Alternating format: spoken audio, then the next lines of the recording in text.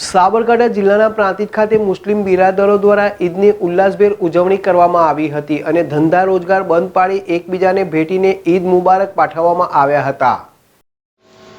છેલ્લા એક મહિનાથી મુસ્લિમ બિરાદરો રોજા રાખી ખુદાની બંદગી કરી વહેલી સવારથી લઈને મોડી સાંજ સુધી અન્ન પાણીનો ત્યાગ કરી સમગ્ર માસ દરમિયાન મુસ્લિમ ભાઈ બહેનો ઇબાદતમાં વ્યસ્ત રહે છે।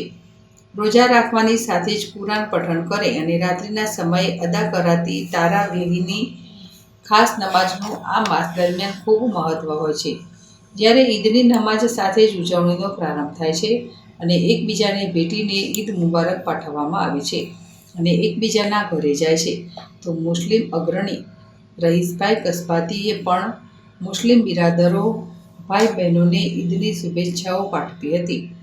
ત્યારે પ્રાંતિજ ખાતે કાર્યરત પ્રાંતિજ સિનિયર સિટીઝન મંડળના ઉપપ્રમુખ મનુભાઈ પટેલ, મંત્રી ધનજીભાઈ પટેલ સહિત કારોબારી સભ્યો ભરતભાઈ ચૌહાણ, રણછોડભાઈ વારંદ, રસિકભાઈ પટેલ, બાબુભાઈ પંચાલ સહિતના સભ્યો તથા નિત્યાનંદભાઈ બ્રહ્મભટ્ટ તથા પ્રાંતિજ અવરોન હાઈસ્કૂલ સ્ટાફ દ્વારા રહીસભાઈ કસ્બાતીના ઘરે જઈને ઈદની શુભેચ્છાઓ શુભકામનાઓ પાઠવી હતી।